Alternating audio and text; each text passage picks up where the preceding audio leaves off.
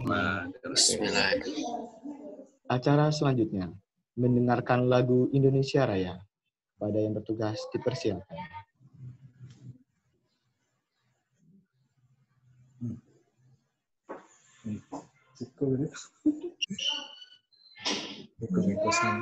Bahasa dulu baru pas sudah ada waktu ngomongin. Kalau dari kasih.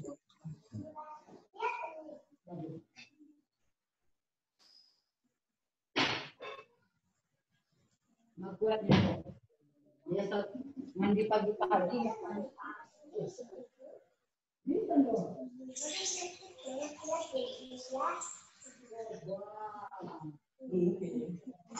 Terang dia lampu.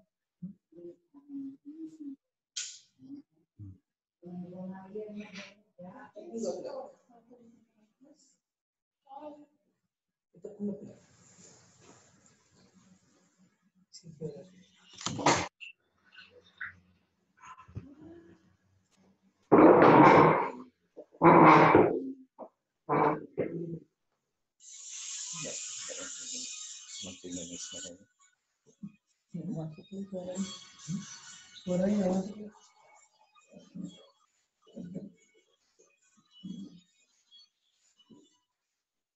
Lagi ini ya.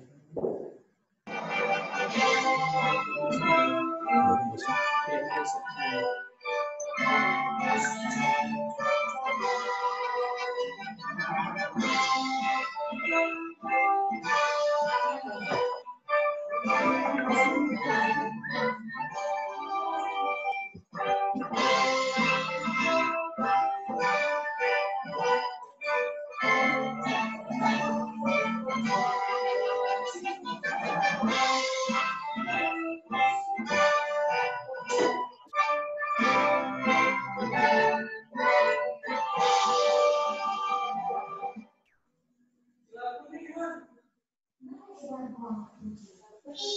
Terima kasih kepada yang bertugas. Acara selanjutnya, sambutan. Sambutan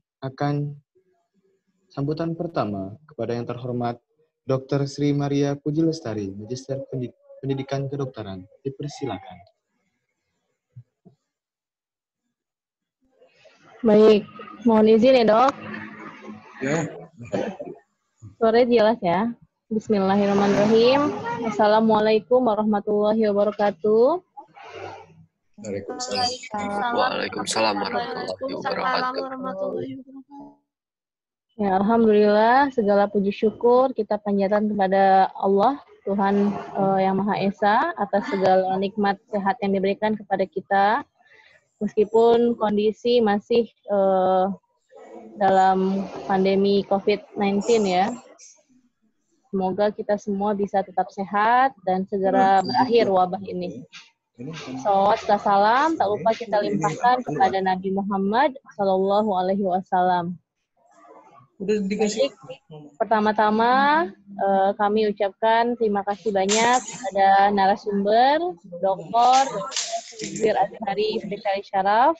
Terima kasih dok telah berkenan berbagi ilmu, share kepada adik-adik kita di blok neurologi ya, yang mungkin masih butuh upgrade penambahan ilmu sehingga bisa memperbaiki nilai yang kemarin kurang ya. Jadi insya Allah seminar online ini akan mengangkat topik tentang manifestasi klinis neurologis pada infeksi COVID-19. Jadi semoga selain menambah keilmuan di bidang neurologi juga sangat sesuai dengan kondisi saat ini ya. Jadi dikaitkan dengan infeksi COVID-19 kita bisa mengetahui apa saja manifestasi klinis neurologisnya. Baik, terima kasih juga kepada Dr. Yesi selaku Ketua MEU yang sudah berkoordinasi.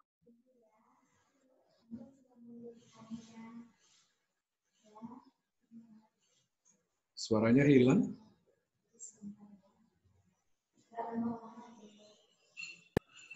Ya, baik. Terputus karena di unmute tadi ya. Ya, terima kasih kepada Kameu, Dr. Yesi, Dr. Mardeni sebagai koordblok, dan Ibu Tusi dari Ketua Komisi Sumber Daya, sehingga kemarin kita sudah rapatkan untuk nilai neurologi yang masih kurang, kita arahkan membuat webinar seperti ini. Jadi harapannya bisa bermanfaat untuk adik-adik yang mengikuti remedial, maupun ya kita sudah share juga ke mahasiswa lain bagi yang mengikuti ya bisa mendapatkan ilmu, terutama tentang aspek manifestasi klinis di masa COVID-19 ini. Mungkin tidak panjang lebar lagi, ya semoga materi ini bisa disimak dengan baik oleh adik-adik dan bermanfaat bagi kita semua. Sekali lagi terima kasih kepada Dr. Ruzwir, dan saya ucapkan selamat mengikuti seminar nasional, seminar online. Billahi taufiq wal hidayah. Assalamualaikum warahmatullahi wabarakatuh. Waalaikumsalam warahmatullahi wabarakatuh. Terima kasih kepada Dr. Sri Maria Puji Lestari, Magister Pendidikan Kedokteran yang telah menyampaikan sambutannya. Acara selanjutnya doa. Kepada yang bertugas dipersilakan. Baik, Assalamualaikum warahmatullahi wabarakatuh. Mohon izin di sini saya kebetulan bertugas menjadi doa. Untuk doanya saya memandu sesuai dengan ajaran Islam. Apabila ada yang beragama non-Islam, mohon disesuaikan dengan ajaran agamanya masing-masing. Bismillahirrahmanirrahim. Alhamdulillahirabbil alamin. Hamdan yuwafi ni'mahu wa yukafi mazidah. Ya Rabbana lakal hamdu wa lakal syukru kama yanbaghi li jalali wajhikal azimi sultanik. Allahumma salli ala sayyidina Muhammad wa ala ali sayyidina Muhammad. Salatan tunjina biha min jami'il ahwali wal afat wa taqdilana biha jami'il hajat wa tutahhiruna biha min jami'is sayyi'at wa tarfa'una biha indaka a'la darajat wa tuballighuna biha aqsal ghayat min jami'il khairati fil hayati wa ba'dal mamat. Allahumma inna nas'aluka salamatan fid din wa afiyatan fil jasad wa ziyadatan fil ilmi wa barakatan fil rizqi wa taubatan qablal maut wa rahmatan 'indal maut wa maghfiratan ba'dal maut. Allahumma hawwin 'alaina fi syakaratil maut wan najata minan nar wal afwa 'indal hisab. Allahumma antas salam wa minkas salam wa ilaika ya'udus salam. فحينا ربنا بالسلام وادخلنا الجنة دار السلام. تبارك ربنا وتعالى يا ذا الجلال والإكرام. ربنا تقبل منا إنك أنت السميع العليم وتب علينا إنك أنت التواب الرحيم. ربنا آتنا في الدنيا حسنة وفي الآخرة حسنة وقنا عذاب النار. وصلى الله على سيدنا وسلم. Alhamdulillah. Terima kasih. Untuk selanjutnya saya serahkan kembali kepada MC.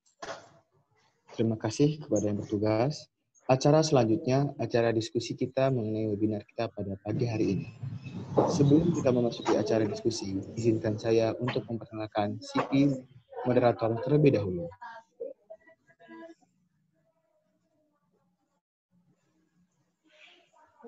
Moderator kita pada pagi hari ini ialah Dr. Mardeni Wulandari, Magister Kesehatan. Beliau lahir di Bandar Lampung 8 Oktober 1984. Riwayat pendidikan. Beliau SD di Negeri 2 Talada Sarawak Bandar Lampung, SMP Negeri 2 Bandar Lampung, SMU Negeri 10 Bandar Lampung, S1 Kedokteran Universitas Malahayati, dan S2 Ilmu Kesehatan Masyarakat Universitas Malahayati. Dan beliau sekarang bekerja di Universitas Malahayati. Selanjutnya, mari kita sambung moderator kita pada pagi hari ini, Dr. Mardeni Wulandari, Magister Kesehatan. Pada dokter, dipersilakan. Ya, Assalamualaikum warahmatullahi wabarakatuh. Waalaikumsalam. Waalaikumsalam wabarakatuh. Ya, selamat pagi semuanya. Terima kasih sudah bergabung pagi ini untuk kita sama-sama melaksanakan seminar online ya untuk memenuhi nilai remedial Blok Neuroscience ya. Terima kasih sebelumnya kepada Dr. Ruzwir Azhari yang sudah berkenan menyempatkan waktunya untuk kita memberikan memberikan pengarahan atau ilmu baru seputar COVID-19 yang seputar neurologi, yang mempengaruhi neurologi pada pasien COVID-19. Terima kasih dokter. Terima kasih juga untuk Dokter Sirmaria, Ibu Tusi, Dokter Yesi yang sudah bergabung bersama kita pada pagi hari ini. Selanjutnya saya akan membacakan tata tertib webinar kita kali ini. Yaitu pertama, webinar ini akan berlangsung selama kurang lebih 1 jam 30 menit. Peserta webinar adalah yang telah mendaftar melalui tautan pada WhatsApp ya. Yang ketiga, peserta harap menggunakan nama asli sesuai dengan nama saat mendaftar. Jadi nama asli, jangan pakai nama yang aneh-aneh karena kita sekalian mau menilai ya. Yang keempat, webinar akan dipandu oleh moderator, kemudian pemaparan materi dan sharing dimulai. Selama sharing, peserta wajib memperhatikan dan menyimak materi yang disampaikan narasumber, ya, mematikan mic agar kondusif dan tidak terjadi kegaduhan. Yang kelima, setelah pemaparan materi, peserta dapat langsung bertanya pada sesi diskusi dengan feature angkat tangan pada Zoom. Setelah moderator mempersilahkan untuk bertanya. Pertanyaan diambil 3 terlebih dahulu, kemudian bisa dijawab oleh pemateri. Apabila waktu masih memadai untuk bertanya kembali, akan dibuka kembali untuk sesi pertanyaan selanjutnya. Yang keenam, setelah sesi selesai diskusi kita, pemateri akan memberikan closing statement, kemudian dilanjut oleh moderator memberikan kesimpulan. Yang ketujuh, peserta dilarang mengeluarkan pertanyaan yang tidak relevan dengan topik dan atau mengandung sara. Yang kedelapan, peserta dilarang mengirimkan stiker atau stiker yang aneh-aneh atau yang kurang sopan. Oke, itu tadi tata tertib webinar kita pada pagi hari ini. Selanjutnya, kita akan mempersilakan pada Dr. Ruzwir Azhari, spesialis saraf, dosen kita di Malahayati, dosen saya juga dulu. Beliau sekarang sebagai spesialis saraf di Rumah Sakit RSUD Dr. Haji Abdul Muluk, Bandar Lampung. Kepada Dr. Ruzwir, dipersilahkan. Terima kasih Ibu Deni, Dr. Deni, sebagai moderator pada pagi ini. Pada kesempatan ini, seperti telah ditugaskan oleh panitia, saya akan membicarakan tentang gejala neurologis yang muncul pada pasien-pasien yang menderita infeksi COVID-19. Slide pertama ini cuma menyaksikan judul, dan mungkin apa yang saya ceritakan, ada yang tidak termasuk dalam slide, tapi saya ceritakan gitu. Saya harapkan pada pagi ini adik-adik atau anak-anak saya yang jadi mahasiswa sekarang ini bisa bertambah pengetahuannya atau setidaknya bisa termotivasi untuk mengetahui lebih jauh tentang gejala neurologis yang bisa muncul pada orang-orang dengan infeksi COVID-19. Okay.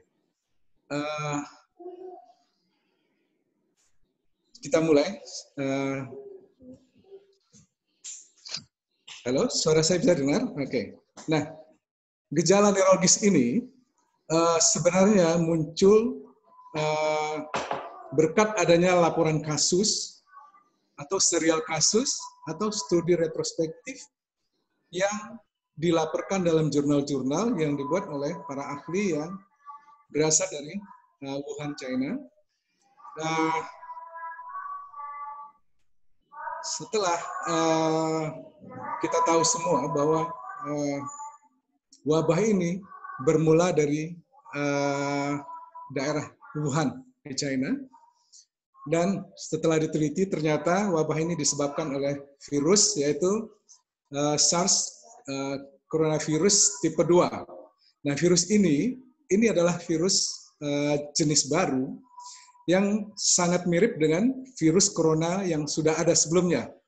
kita sudah mengetahui bahwa pernah terjadi wabah SARS coronavirus pada tahun 2002, tapi pada saat itu wabah ini tidak meluas ke seluruh dunia. Kemudian pada tahun 2012 kita juga mengenal ada MERS, SARS virus, yang juga disebabkan oleh coronavirus, tapi menyebar hanya di daerah Timur Tengah.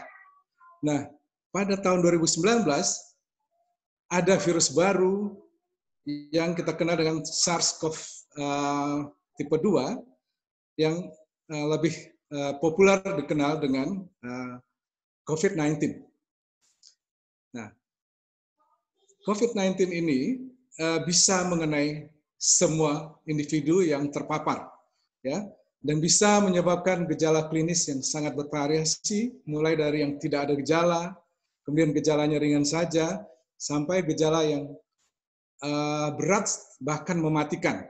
Dan kita lihat sekarang setiap hari kita bisa lihat di Worldometer hampir sekitar 216 negara di dunia ini terinfeksi oleh virus COVID-19 ini, dan telah menimbulkan hampir 9 juta manusia di dunia ini yang terinfeksi oleh virus COVID-19, dan angka kematiannya sudah melebihi 400.000 orang di seluruh dunia.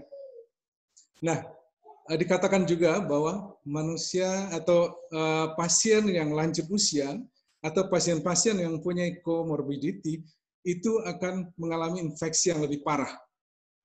Nah, mengenai gejala neurologis yang ada, yang sudah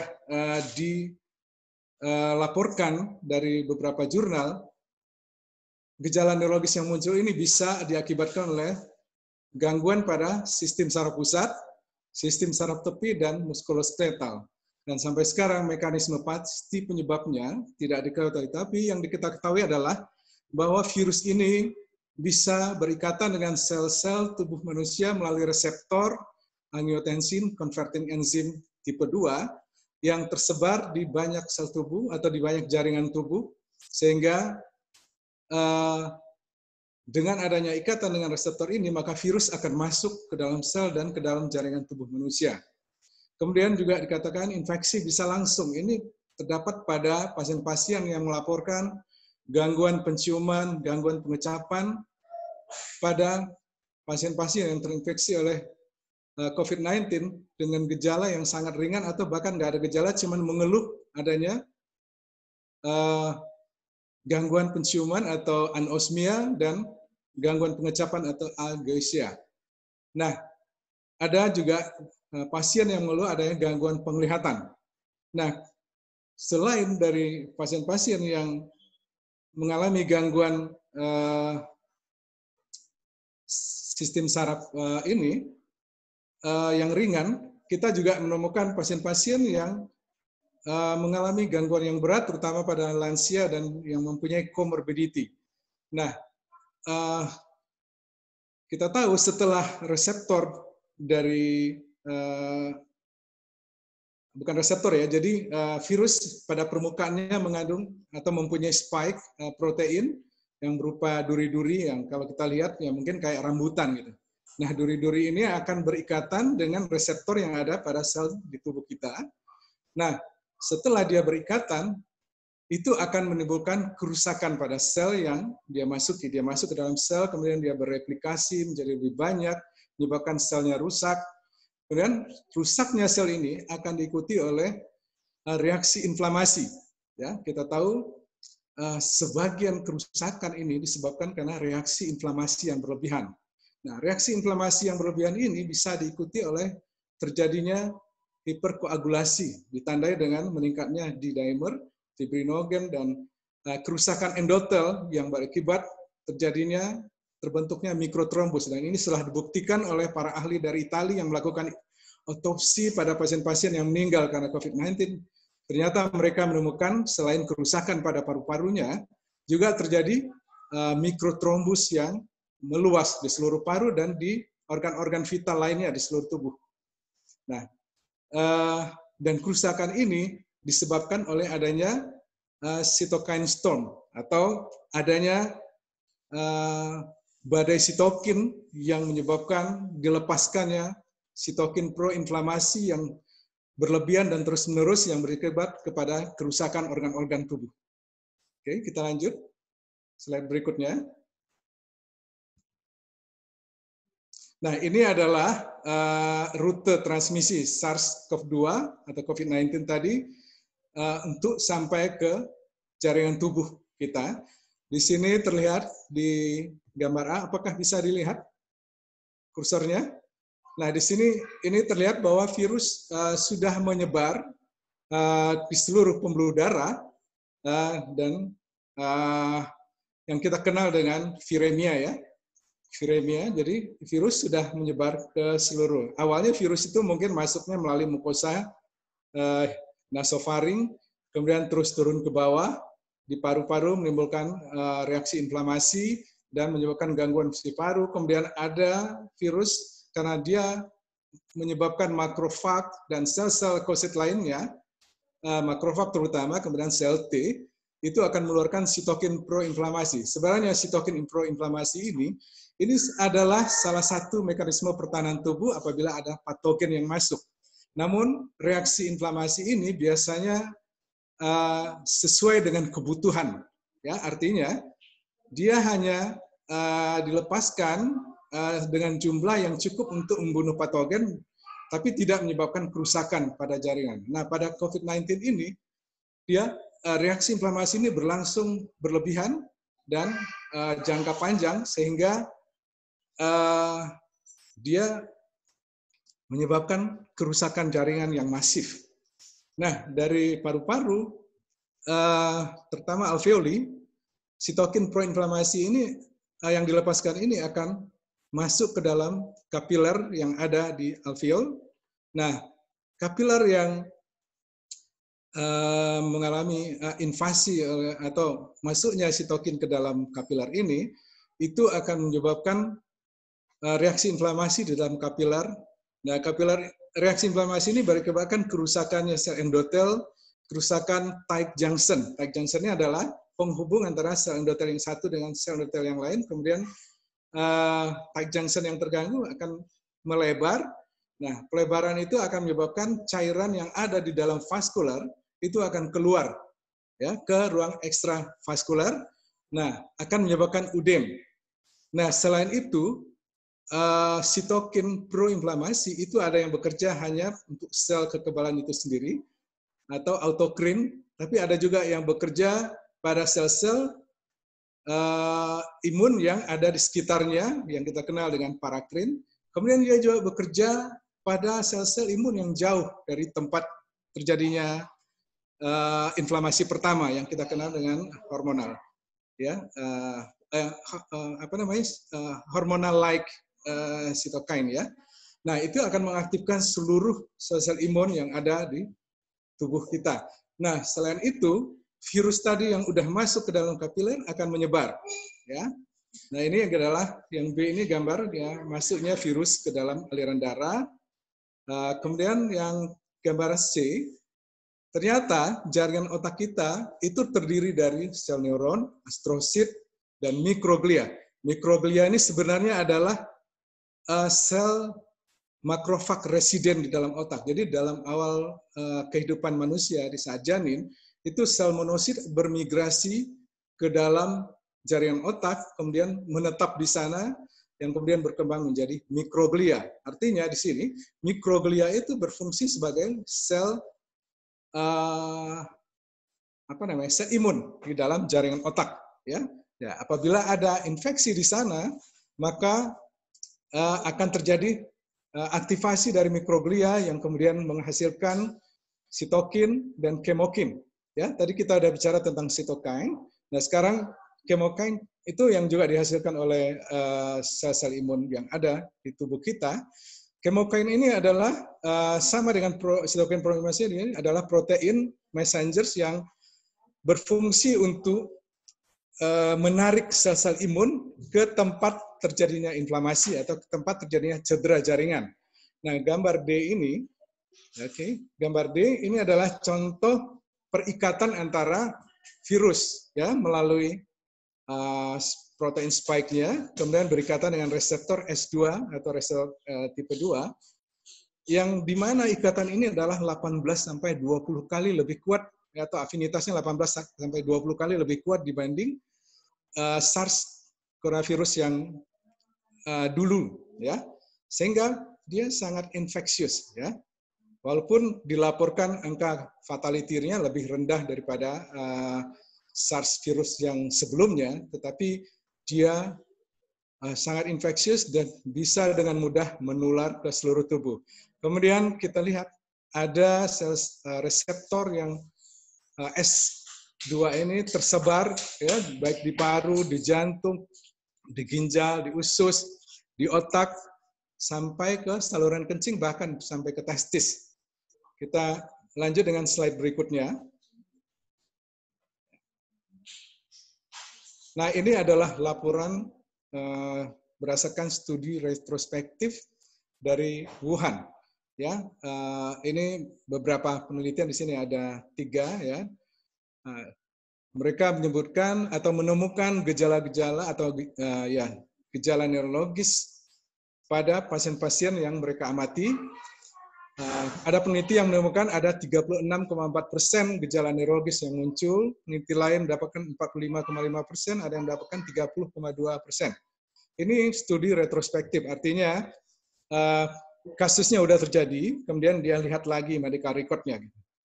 Nah, kemudian gejala mereka bagi atas gejala CNS dan gejala PNS serta gejala muskuloskeletal. Di sini yang paling banyak gejala yang mereka temukan adalah dizziness. Dizziness itu adalah rasa tidak stabil, rasa melayang, rasa sempoyongan gitu. Ya. Kemudian berikutnya adalah sakit kepala, ya. Sakit kepala juga di sini mereka menemukan angka yang bervariasi, ada yang mengatakan 13,1, ada yang 17, ada yang 10. Tadi dizziness lebih banyak, 16,8, 19,3, dan 19,1. Kemudian yang menakutkan adalah gangguan kesadaran, ya.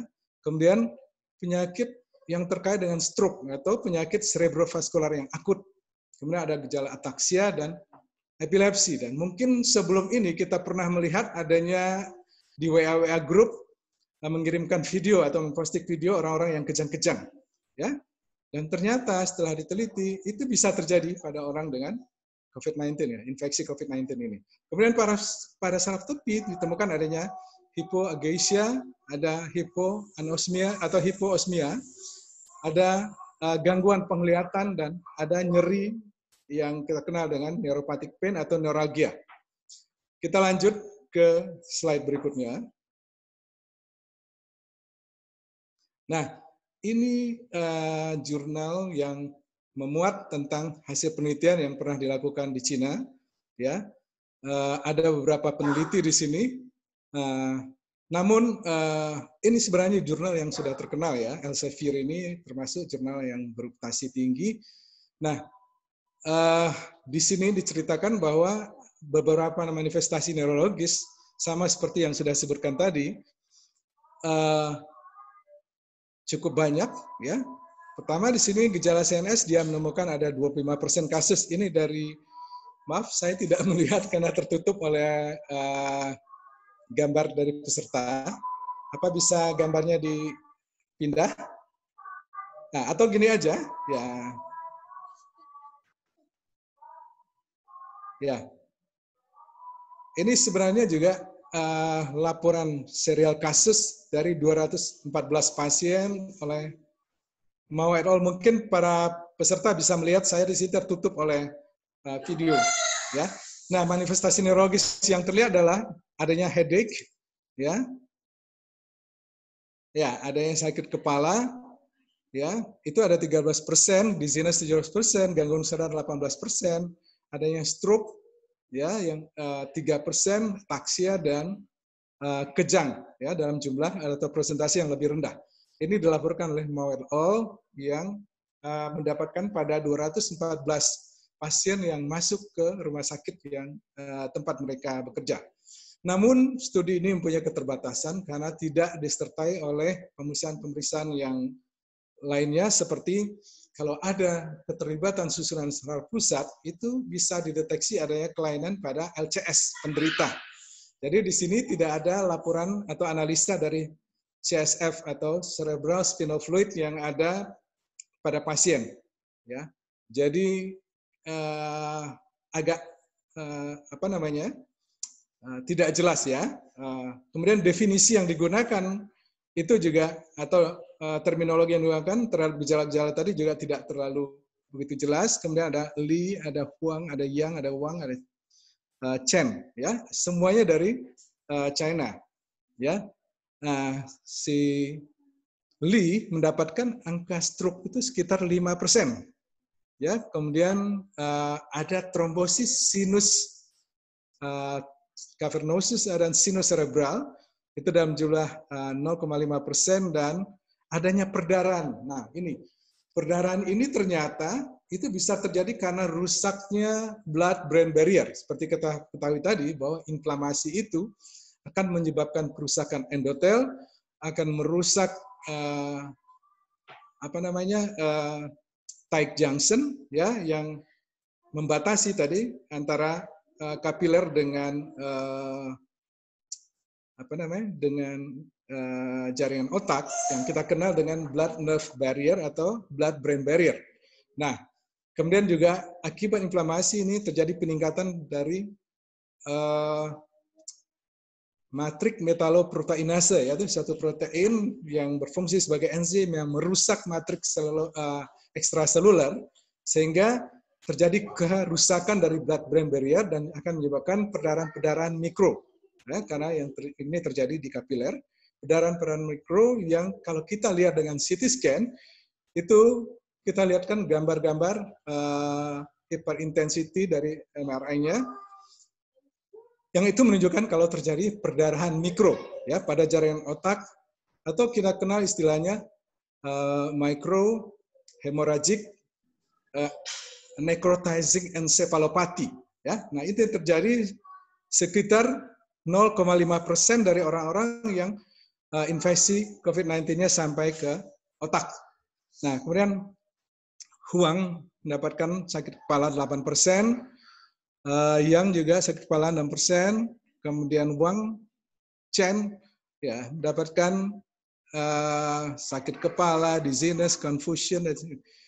Namun semuanya tidak melampirkan hasil analisa CSF, kemudian tidak melampirkan hasil EEG. Ya, kalau orang-orang kejang biasanya kan kita lakukan pemeriksaan EEG. Kalau orang ini memang sudah punya riwayat kejang sebelumnya, mungkin kejang ini tidak terkait atau mungkin kejang ini dipicu oleh adanya infeksi yang mengaktifasi epilepsi yang sudah ada. Gitu. Nah, oke, kita lanjut ke slide berikutnya.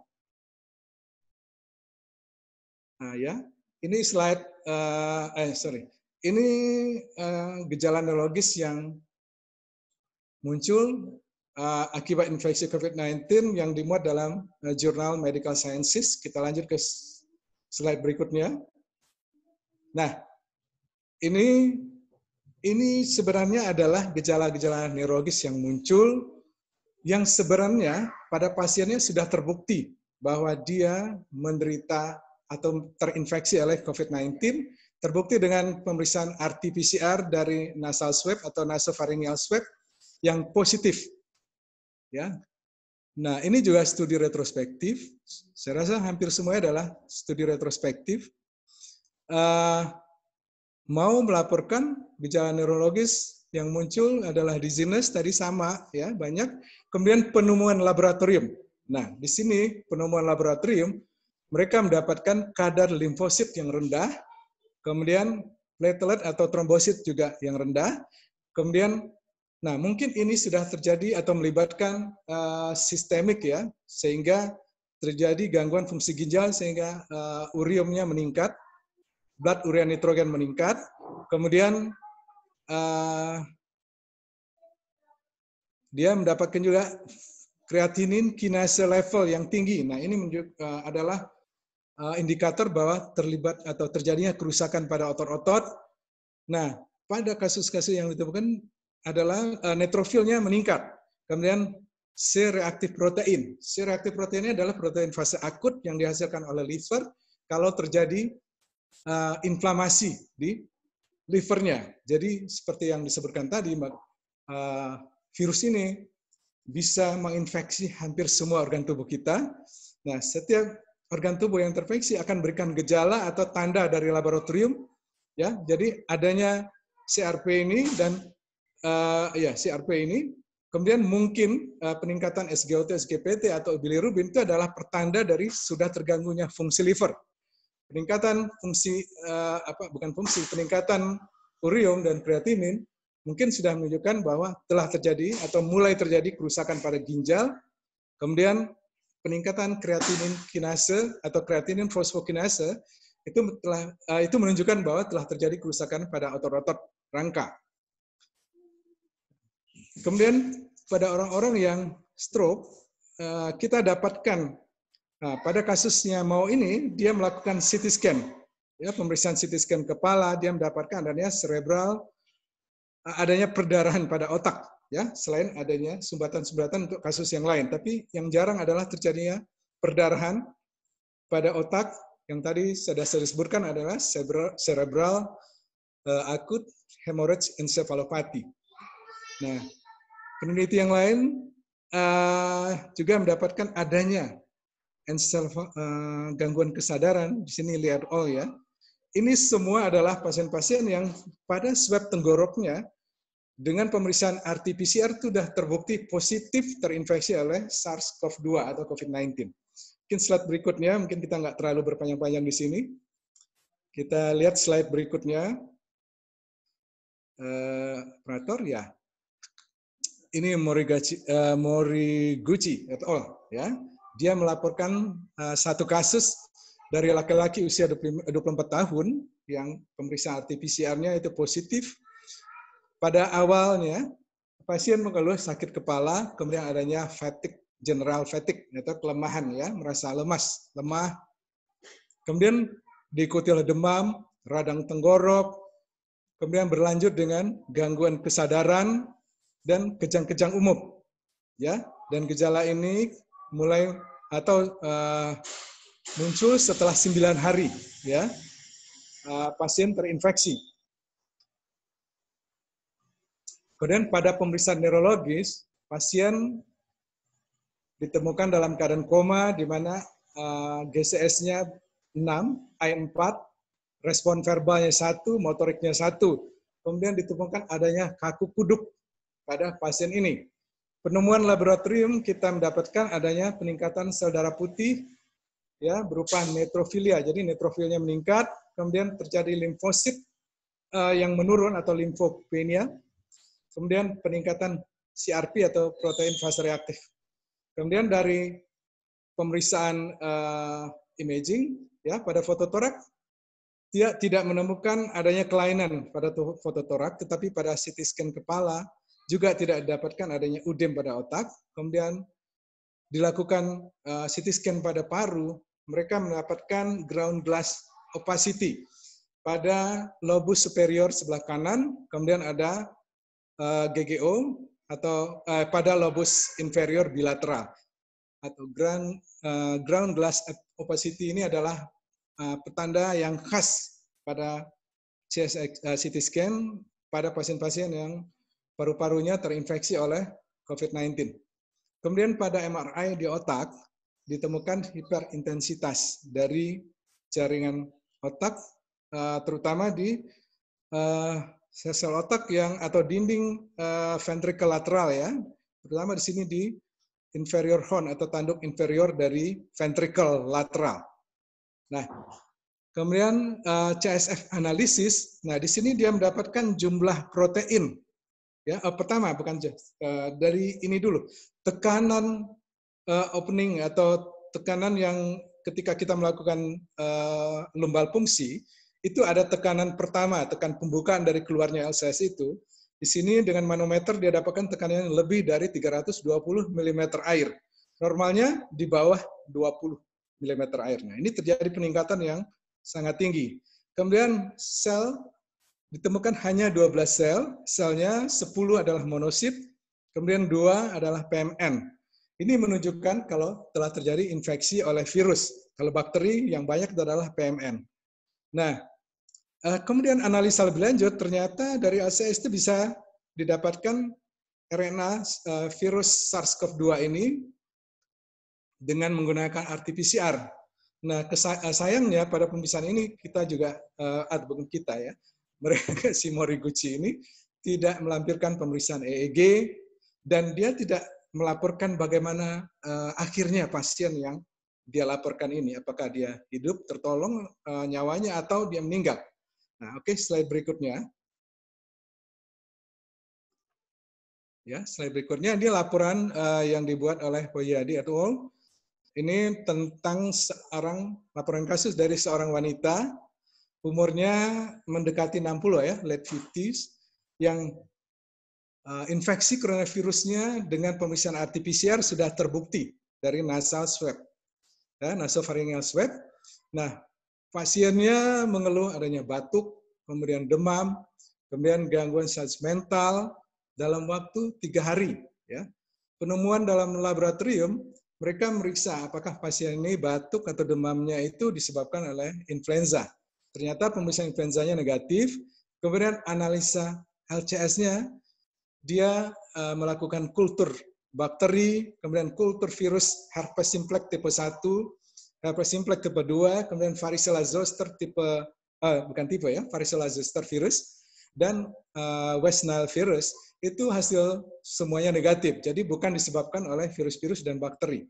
Kemudian pada pemeriksaan CT scan, dia mendapatkan gambaran hipodens di talamus medial, di lateral. Jadi kedua-dua talamus yang terinfeksi, kemudian memperlihatkan lesi hipodens. Kemudian dilakukan pemeriksaan CT ulang dengan menggunakan kontras, CT angiografi, dan venografi.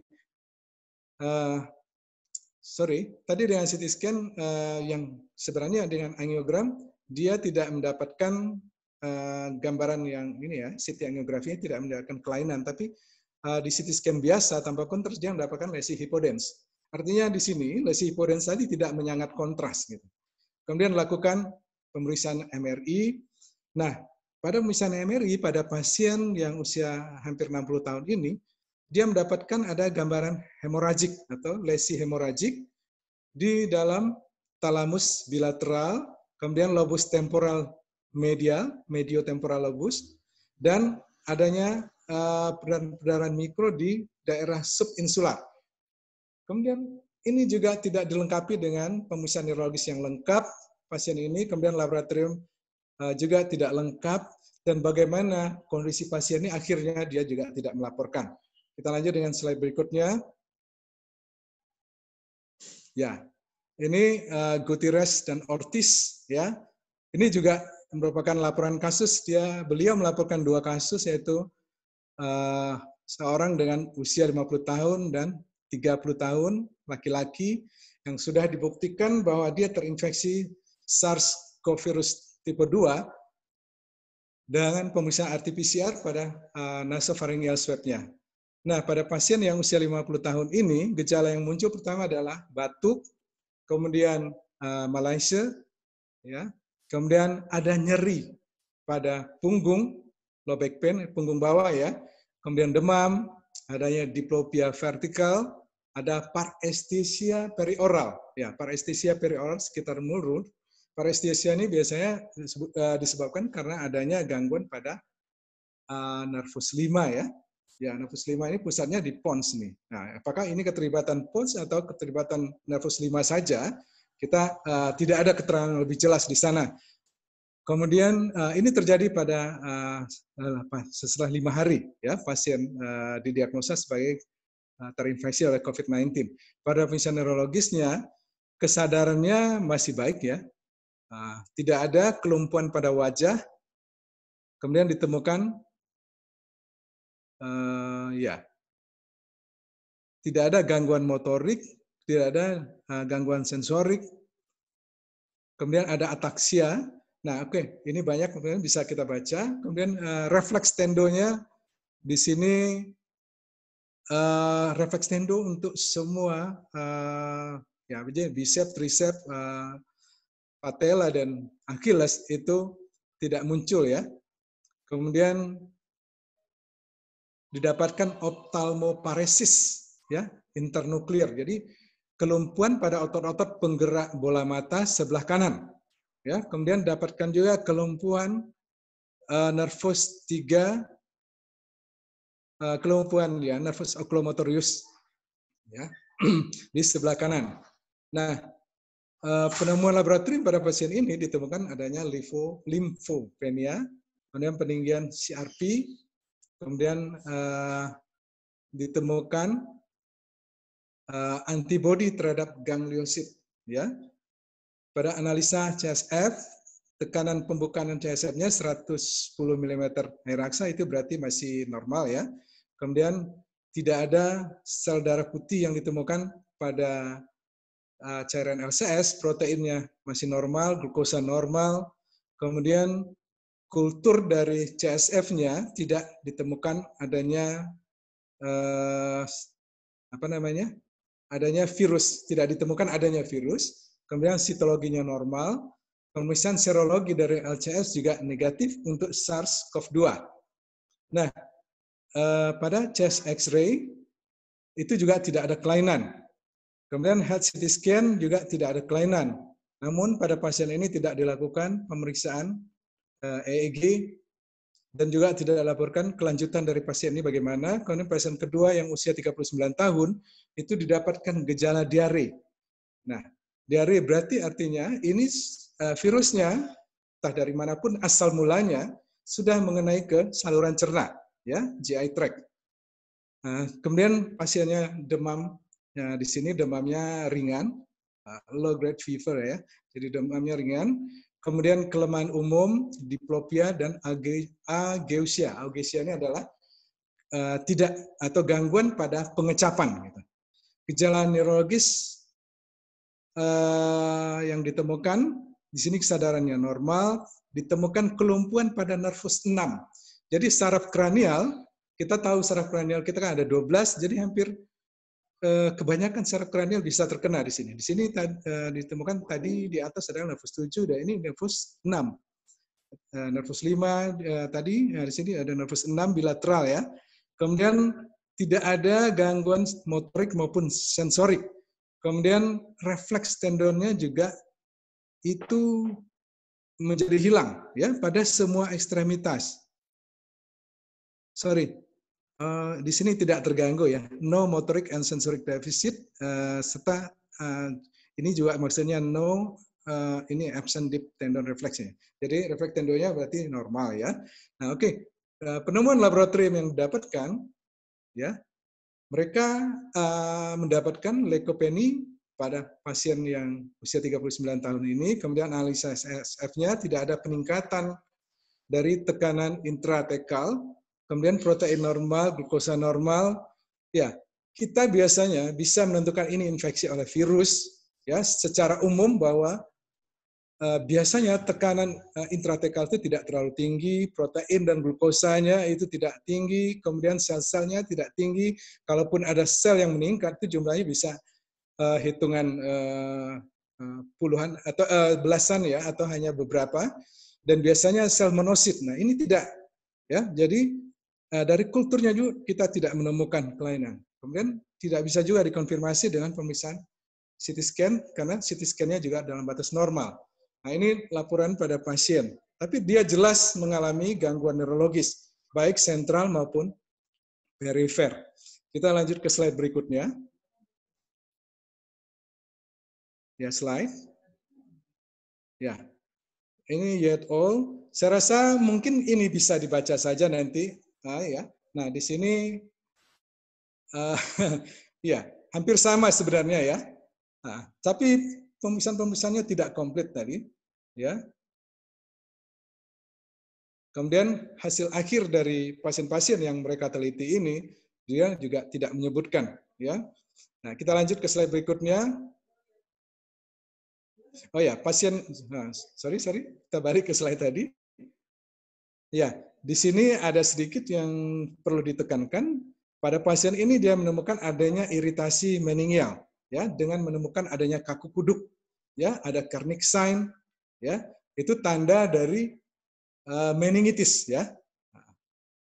Jadi Dan di sini juga ada gangguan pernafasan, ya nafasnya menjadi pendek, kemudian pada otot-otot. Ya, ingat, nyeri-nyeri otot itu juga bisa merupakan gejala dari infeksi dari COVID-19. Oke, berikutnya. Ya, slide berikutnya.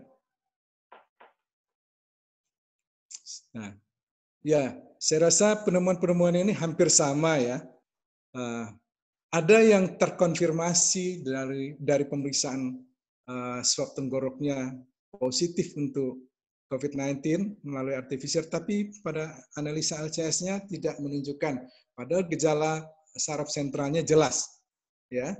Kemudian gejala saraf perifernya juga jelas.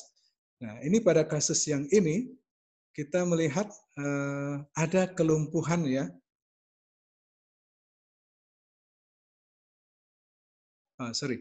Di sini pasien yang dirawat di ICU ya, mereka mendapatkan pasiennya agitasi, kemudian tanda-tanda gangguan pada traktus kortikospinal. Waktu kuliah saya pernah menyebutkan kortikospinal itu adalah traktus yang menghubungkan antara neuron di otak dengan neuron yang ada di medula spinalis. Makanya disebut dengan kortikospinal. Nah, di sini ada peningkatan refleks tendon, ya, itu tanda dari terganggunya traktus kortikospinal. Kemudian ditemukan adanya klonus pada Achilles, ya, ankle klonus. Kemudian ada refleks patologis. Ini juga tanda dari terganggunya traktus piramidalis atau traktus kortikospinal. Ya, ini didapatkan pada ekstremitas bawah. Kemudian ada gejala lain, adanya dysexecutive syndrome, jadi gangguan pada fungsi luar atau fungsi eksekutif pasien. Pasiennya mengalami disorientasi, kemudian ada gerakan-gerakan yang tidak terkoordinasi, ya, tidak sesuai dengan perintah. Kemudian dari MRI pasien ini ada ya, dia mendapatkan adanya peningkatan penyangatan kontras ya pada daerah leptomeningeal, ya. Kemudian gangguan perfusi, kemudian didapatkan ischemic stroke pada 2,3 pasien yang dilaporkan oleh Helms et al. Ini ya. Tapi sayangnya kembali ini tidak lengkap dengan pemeriksaan-pemeriksaan lainnya dan keterangan-keterangan lainnya yang diperlukan untuk memastikan bahwa ini betul-betul 100% karena COVID-19. Kemudian Duong et al. Melaporkan satu pasien 41 tahun wanita juga tes untuk COVID-19-nya positif, gejalanya headache, fever, demam. Jadi kalau kita lihat dari semua slide tadi, gejalanya hampir sama, cuman ada satu gejala atau dua gejala yang lebih berat pada pasien, ada gejala ini nggak muncul pada pasien yang lain gitu. Kita lanjut aja ke slide-slide berikutnya karena ini hampir sama saja. Oke. Nah, sebenarnya sama juga ya, ada demam, ada batuk, ada insomnia, ada nyeri pada otot, ya. Kemudian ada penurunan kesadaran mulai dari letargi sampai ke pasien yang koma atau unresponsive. Nah, pemeriksaan ini neurologisnya ya terdapat gangguan kesadaran, kemudian refleks patologis yang positif ya pada ekstremitas bawah, adanya kaku kuduk yang menunjukkan kalau pasien ini mengalami meningitis ya. Kemudian pemeriksaan laboratoriumnya di sini pada pasien yang didapatkan dari Wuhan ini, sel darah putihnya normal, kemudian ada peningkatan sedikit dari protein C-reaktif protein ya, atau protein fase akut yang dihasilkan oleh liver. Kemudian analisa LCS-nya ternyata jernih, ya, tidak berwarna, tekanannya 200 mm H2O, itu berarti masih dalam batas atas normal dari tekanan intratekal. Kemudian darah putih hanya dihasilkan 1/8 pandang, jadi tidak menunjukkan adanya tanda-tanda infeksi yang jelas berdasarkan analisa LCS. Namun pada pemeriksaan analisa lebih lanjut, dia menemukan adanya asam nukleat pada asam nukleat dari coronavirus, new coronavirus yang didapatkan dari pemeriksaan LCS ini. Kemudian CT scan-nya juga tidak terlihat kelainan yang bermakna. Chest X-ray-nya dia mendapatkan adanya GGO ya dengan multiple fibrosis ya. pada kedua paru. Kita lanjut. Kita lanjut slide berikutnya. Oke. Semuanya sebenarnya sama saja. Saya rasa slide-slide ini hanya menampilkan bahwa memang terjadi banyak gangguan atau banyak gejala gangguan saraf, baik saraf pusat maupun saraf tepi, bahkan pada muskuloskeleta. Ya, lanjut. Ya, lanjut. Motor. Ya, ini juga sebenarnya sama aja, tapi sorry. Ini adalah studi observasional retrospektif single center, artinya hanya pada satu rumah sakit mungkin ya. Dia melibatkan 221 pasien yang terbukti pada pemeriksaan RT-PCR-nya positif untuk COVID-19. Ya. Di sini, nah ini khusus dia mendapatkan ada 5% pasien yang mengalami stroke serta 0,5% pasien yang mengalami trombosis sinus venosus cerebral. Ya, kemudian ada perdarahan intracerebral dari 0,5% dari 221 pasien tadi. Penemuan laboratorium yang bermakna di sini adalah peningkatan sel darah putih, yaitu peningkatan neutrofil, kemudian penurunan limfosit, penurunan kadar trombosit, kemudian peningkatan protein fase akut atau CRP, kemudian ditemukan peningkatan D-dimer, ya, kemudian peningkatan pada enzim liver, ya, AST ya, di sini ya kita kalau sehari-hari di labor kita di sini ini SGOT SGPT yang meningkat, kemudian ada peningkatan pada blood urea nitrogen ya, kalau bagi kita di sini di labor biasanya urium ya atau bun ya. Urium, kemudian kreatininnya juga meningkat. Itu menunjukkan bahwa pada pasien-pasien ini ada yang sudah terjadi gangguan atau kerusakan pada liver, kerusakan pada ginjal, yang menyebabkan semua enzim-enzim yang diproduksi oleh organ-organ tersebut atau protein yang dihasilkan oleh organ tersebut sudah terganggu. Ya. Kemudian pada pemeriksaan CT scan, mereka berhasil mendapatkan hasil atau bukti bahwa telah terjadi adanya gangguan cerebrovaskular pada pasien-pasien tersebut. Namun tidak ada gambaran manifestasi neurologis apa saja selain dari stroke iskemik dan trombosis sinus venosus serta perdarahan cerebral tadi. Ya, oke. Saya rasa ini adalah slide terakhir. Kemudian masuk ke kesimpulan ya. Slide. Nah, telah dibicarakan tadi tentang manifestasi neurologis pada infeksi yang disebabkan oleh COVID-19 atau SARS-CoV virus tipe 2. Gejala yang muncul bervariasi mulai dari yang ringan, ya, ringan tadi ada pasien yang hanya mengalami anosmia atau ageusia atau gangguan yang lebih berat ya gangguan penglihatan sampai kepada stroke yang bisa menyebabkan pasien meninggal. Ya, kemudian terjadi meningitis, ensefalitis, pasien kejang-kejang dan gangguan kesadaran. Dugaan penyebabnya sampai sekarang mekanisme penyebab sebenarnya tentu adalah infeksi oleh COVID-19, tapi bagaimana mekanisme sampai dia terinfeksi itu masih dugaan-dugaan karena ada pemeriksaan-pemeriksaan yang tidak dilakukan ya pada studi kasus atau laporan kasus yang diceritakan tadi, tapi diduga adalah ini disebabkan infeksi langsung. Infeksi langsung tadi seperti anosmia itu virus berikatan dengan reseptor S2 yang ada di mukosa nasofaring, kemudian menembus lempeng cribriformis dan langsung masuk ke nervus olfactorius. Ya, dengan terganggunya nervus olfactorius, maka pasien ini akan mengalami gangguan penciuman. Begitu juga untuk nervus 7. Nervus 2 akan menyebabkan gangguan pada penglihatan. Nah, yang parah di mana terjadi cytokine storm, ya, inflamasi yang luar biasa atau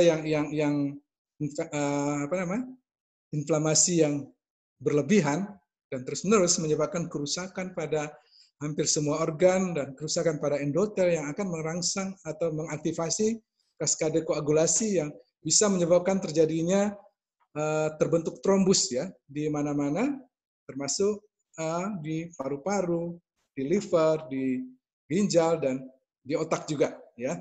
Kemudian karena pemeriksaan-pemeriksaan tadi tidak atau belum dilengkapi oleh pemeriksaan-pemeriksaan lain yang diperlukan, maka mekanisme yang sebenarnya itu masih inkonklusif ya.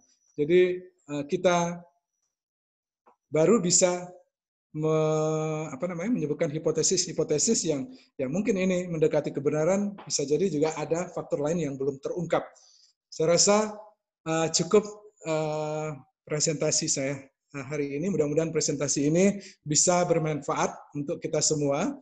Dan slide ini dibikin oleh salah satu mahasiswa dan saya hanya mengarahkan saja. Ya, terima kasih atas perhatiannya, terutama untuk staf pengajar di Malahayati, FK Malahayati. Kalau ada kesalahan, saya mohon dimaafkan. Mungkin kita bisa berlanjut dengan sesi diskusi. Oke, saya kembalikan ke moderator.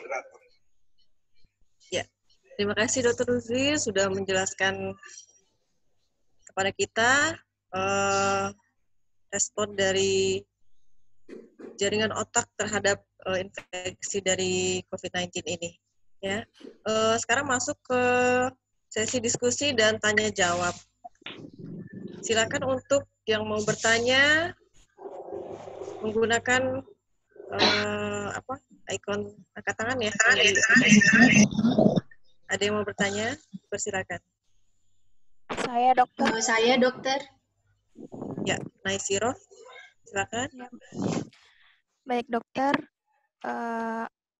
saya ingin menanyakan beberapa pertanyaan untuk webinar manifestasi klinis neurologis pada COVID-19 ini. Pertanyaan pertama itu, beberapa hari ini saya melihat berita di televisi bahwa ada gejala baru dari COVID-19, yaitu gejalanya seperti ruam pada ujung-ujung jari kaki dan ujung-ujung jari tangan. Apakah itu benar termasuk dalam manifestasi klinis neurologis dalam COVID-19?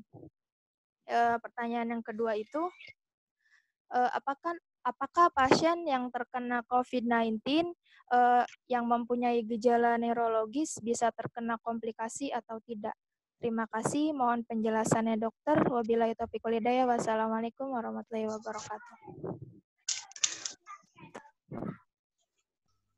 Ya, bagaimana Dokter Ruzir? Apakah akan dijawab langsung atau kita tampung dulu?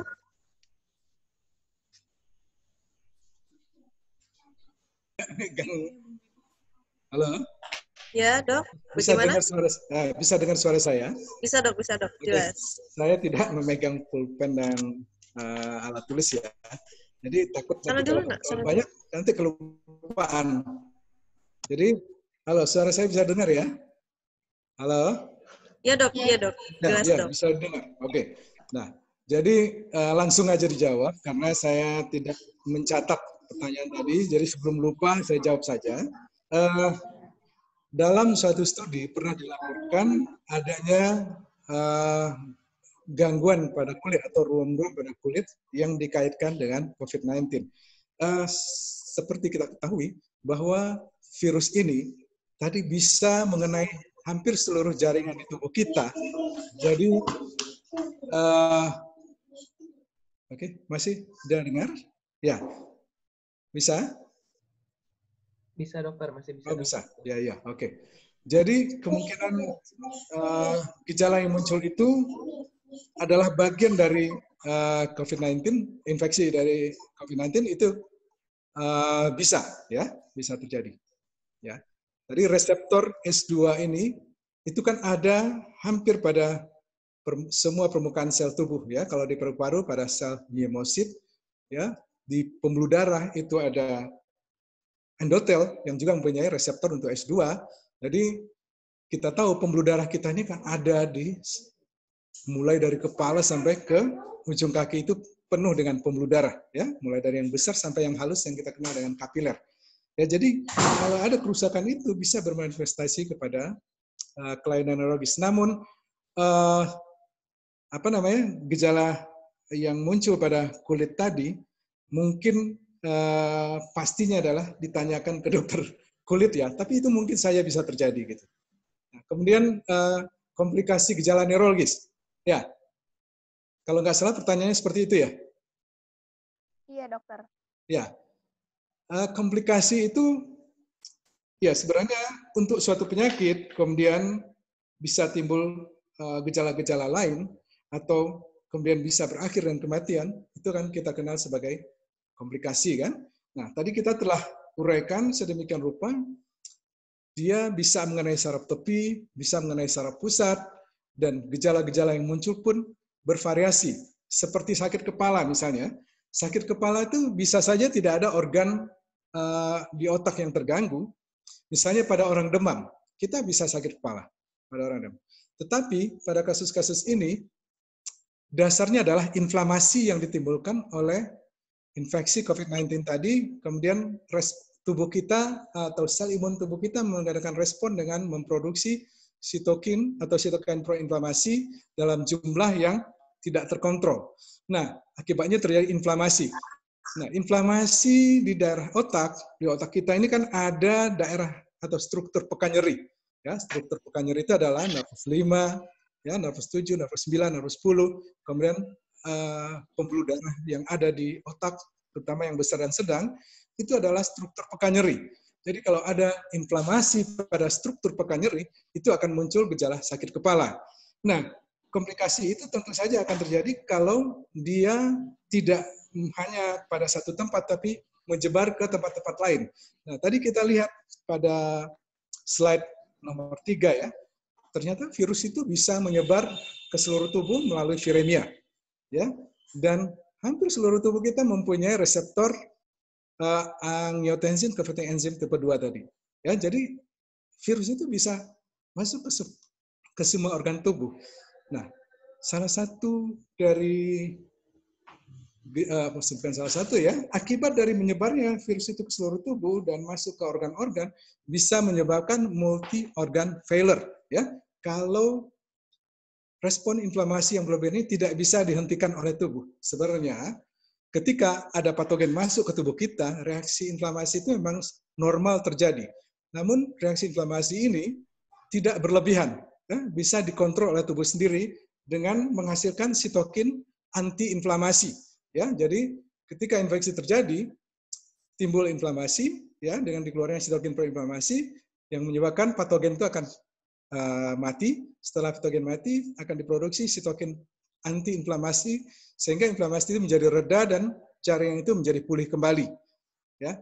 Nah, kemudian kalau ini tidak terjadi, tentu inflamasi ini menjadi meluas kemana-mana, kemudian menyebabkan kerusakan jaringan di mana-mana yang kita kenal dengan multi organ failure. Yaitu multi organ failure salah satu komplikasinya. Ya. Nah, kegagalan multi organ ini bisa berakhir dengan kematian. Barangkali mungkin itu jawabannya sementara. Nah, kalau mau tanya lagi silakan. Ya. Ya, terima kasih Dr. Uzi untuk penjelasannya pada pertanyaan pertama. Dilanjutkan, silakan pertanyaan kedua. Saya dokter. Oke, Tasya Monika, dipersilakan. Baik, dokter, izin bertanya, apakah pemeriksaan EEG adalah salah satu pemeriksaan penting untuk pasien COVID-19 atau EEG hanya digunakan ketika pasien mengalami kejang saja, dokter? Terima kasih, dokter. Oke, pertanyaan yang bagus ya. Sebenarnya pemeriksaan yang paling penting tentu adalah membuktikan ini betul-betul ada infeksi COVID-19 apa tidak. Ya, pemeriksaan yang penting itu adalah RT-PCR. Ya. Pemeriksaan RT-PCR kita dapatkan bisa dari swab nasofaring, ya, atau swab orofaring. Nah, kemudian juga untuk kasus neurologis kita bisa mendapatkan dari analisa LCS, ya. Bahkan kita bisa ada asam nukleat dari virus tersebut di dalam LCS. Nah, pemeriksaan EEG itu hanya dilakukan untuk orang-orang yang mempunyai keluhan kejang, ya, kejang umum atau kejang vokal.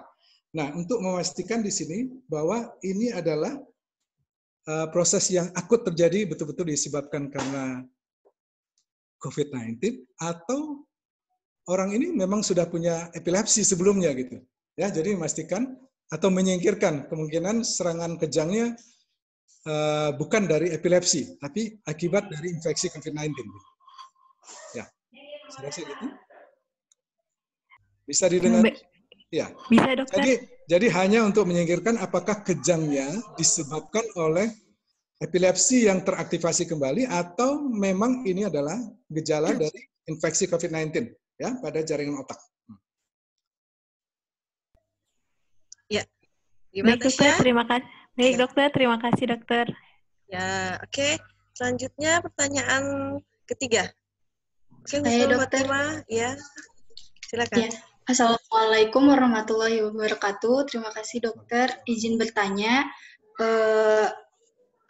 Nama saya Usul Fatimah, NPM 18310058, tentang pengobatan kalau apakah antibiotik efektif dalam mencegah atau mengobati COVID-19, dokter? Oke. Terima kasih. Ya, udah. Nah, ini pertanyaan dari Husnul Fatimah ya. Mudah-mudahan nanti kamu. Iya, dokter.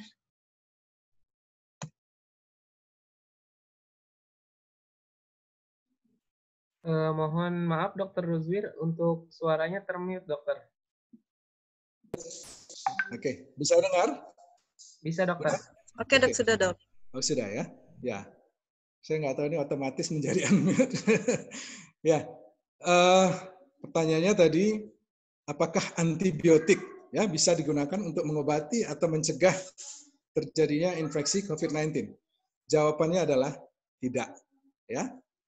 Karena antibiotik adalah untuk membunuh bakteri melalui mekanisme bakterisid atau bakteriostatik. Sementara ini adalah virus, ya. Jadi virus tidak mempan dengan antibiotik. Cuman akibat infeksi oleh virus ini itu terjadi kerusakan jaringan, ya. Kerusakan jaringan ini merupakan locus minoris dari tubuh kita yang kemudian bisa diikuti oleh infeksi sekunder, ya. Infeksi sekunder oleh bakteri itu bisa membahayakan nyawa penderita. Sehingga antibiotik yang diberikannya adalah untuk infeksi sekunder, bukan untuk membunuh virusnya atau untuk mencegah infeksi oleh virus itu. Barangkali bisa mengerti? Ya, bagaimana? Husnul Khotimah? Mengerti, dokter. Terima kasih. Ya, jadi tidak bisa dipakai untuk mencegah maupun membunuh bakteri ya, virus, sorry. Nah, tapi bisa membunuh bakteri-bakteri yang menyebabkan infeksi sekunder yang bisa menyebabkan kelainan pada pasien atau gangguan pada pasien menjadi lebih parah. Iya. Oke. Ya. Oke, sudah 3 pertanyaan, dok. Ataukah dilanjutkan atau kita akhiri, dokter? Silakan ditanyakan ke Flor. Oke, baik. Masuk ke sesi pertanyaan kembali ya.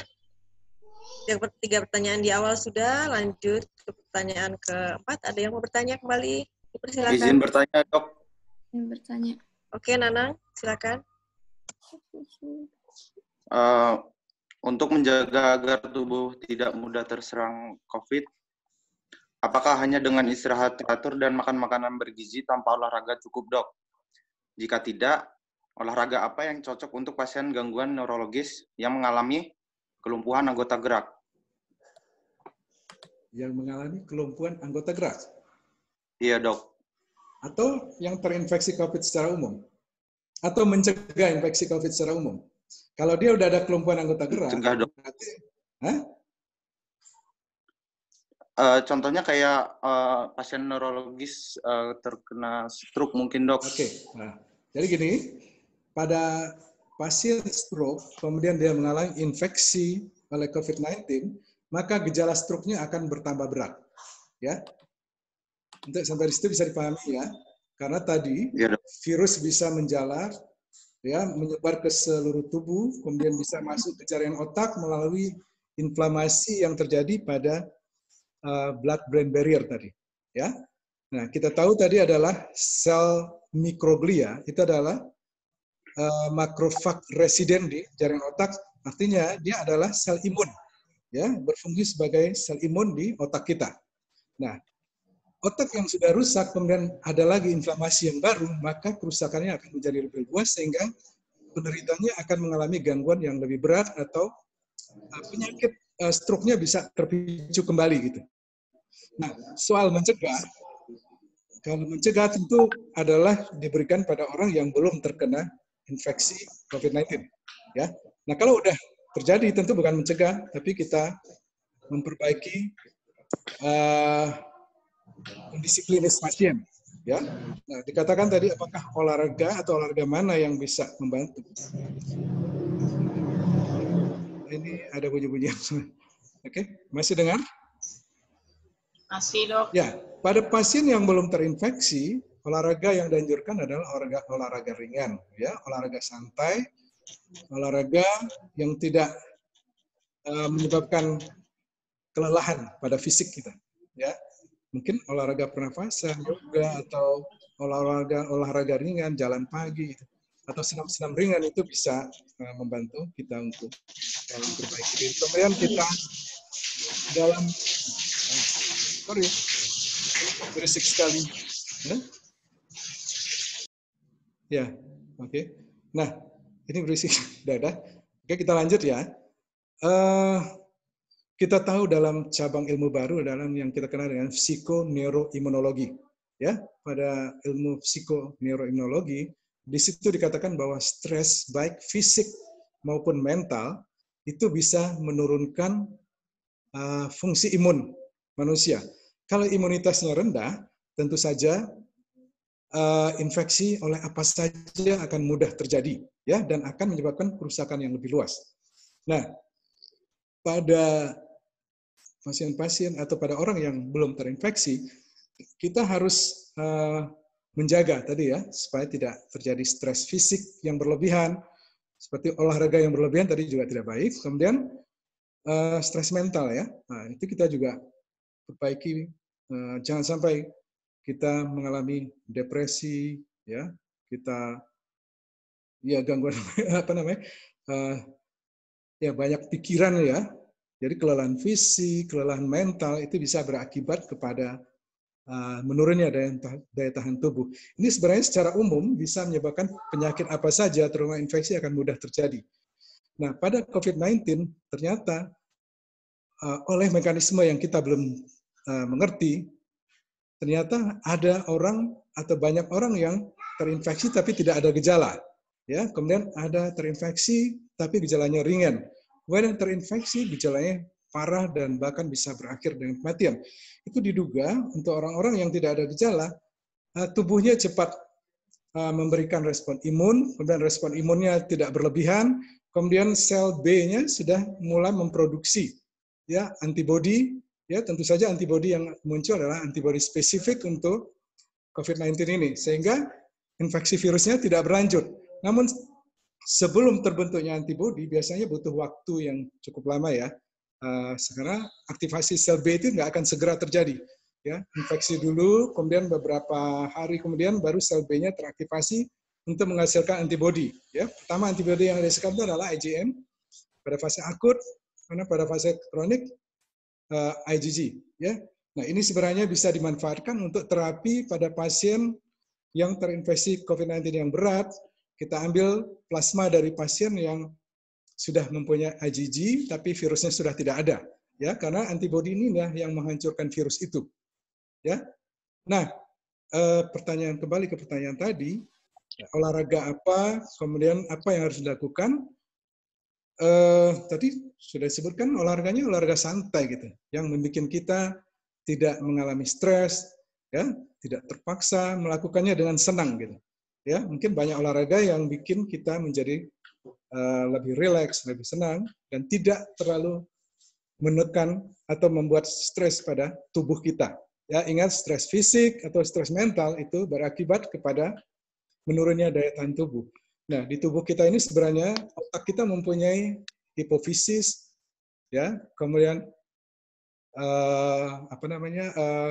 kelenjar pituitary atau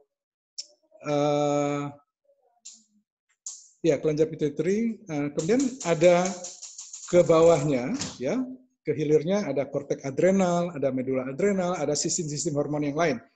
Kalau hipofisis kita teraktivasi, dia akan menghasilkan releasing hormon yang akan mengaruhi pituitary, dan pada waktu stres itu kortisol kita akan meningkat tinggi, ya. Kortisol ini akibat aktivasi dari ACTH yang dikeluarkan oleh hipofise, ya, yang mengaktifasi korteks adrenal. Nah, kita tahu kortisol ini melemahkan daya tahan tubuh, kemudian kortisol juga kalau terlalu tinggi juga bisa merusak selaput lendir dari saluran cerna terutama lambung. Ya, makanya pada orang-orang yang stres berat itu sering mengalami dispepsia, bahkan yang parah bisa menyebabkan gastritis erosik. Ya. Nah, kembali tapi tentu tadi pertanyaannya kan olahraga apa ya? Jadi kalau olahraga apa yang ditanya adalah olahraga ringan, olahraga yang membuat kita menjadi lebih rileks, lebih senang gitu. Ya, menjadi tidak stres. Kalau olahraganya kayak angkat berat, ya, kemudian dalam jangka waktu lama, mungkin itu, dan apalagi itu tidak pernah kita lakukan sebelumnya, mungkin itu tidak ada gunanya karena menyebabkan stres fisik. Ya, mungkin itu yang bisa saya jawab. Ya. Untuk selanjutnya pertanyaan kelima, ada yang mau bertanya kembali? Izin dokter. Oke, Aurelia Putri. Ya, silakan. Izin bertanya, dok. Ya, silakan. Maaf, Aurelia, suaranya nggak kedengaran. Itu mute kayaknya ya. Ya, dokter. Ya. Izin bertanya, apakah pada seseorang yang sudah dinyatakan sembuh dari COVID-19 bisa sembuh kembali, dokter, dari infeksi COVID-19, dokter? Terima kasih. Oke, saya tidak terlalu banyak membaca soal itu, tetapi kemungkinan adalah pasien sampai sekarang ini yang dianut adalah pasien yang dinyatakan sembuh adalah pasien yang pemeriksaan RT-PCR-nya 2 kali atau lebih itu adalah negatif. Ya, selama ini yang dipakai oleh pemerintah kita, oleh Depkes adalah itu. Ya, sehari-hari setiap hari kita melihat bahwa ada laporan pasien sembuh. Ya, pasien yang dianggap sembuh itu adalah pasien yang pemeriksaan RT-PCR-nya negatif minimal 2 kali. Nah, apakah tubuh pasien itu betul-betul telah tidak ada lagi virusnya? Ya, kita walau alam gitu ya. Dan ada laporan yang menyatakan bahwa ternyata masih ada virus tapi yang dalam kondisi yang sudah tidak aktif gitu loh. Ya, kemudian jumlahnya juga sudah sangat minimal gitu. Nah, mungkin pada pasien-pasien yang seperti ini dalam kedepannya kalau dia mengalami stres baik fisik maupun mental mungkin bisa terjadi reaktivasi. Kemudian tidak ada kekebalan yang mutlak pada pasien ini karena kalau infeksi itu kan terbentuk IgM pertama, kemudian IgG, dan IgG ini hanya bertahan sampai beberapa bulan gitu. Jadi sekian bulan ke depan kalau dia terinfeksi kembali mungkin bisa timbul infeksi lagi. Nah, sebenarnya pada vaksinasi kita kan mengharapkan IgG ini akan bertahan lama dalam tubuh kita, ya, berbulan-bulan bahkan bertahun-tahun sehingga kita kebal terhadap infeksi virus COVID-19 ini. Nah, pada vaksinasi supaya IgG itu jumlahnya banyak, kita melakukan boosting, ya.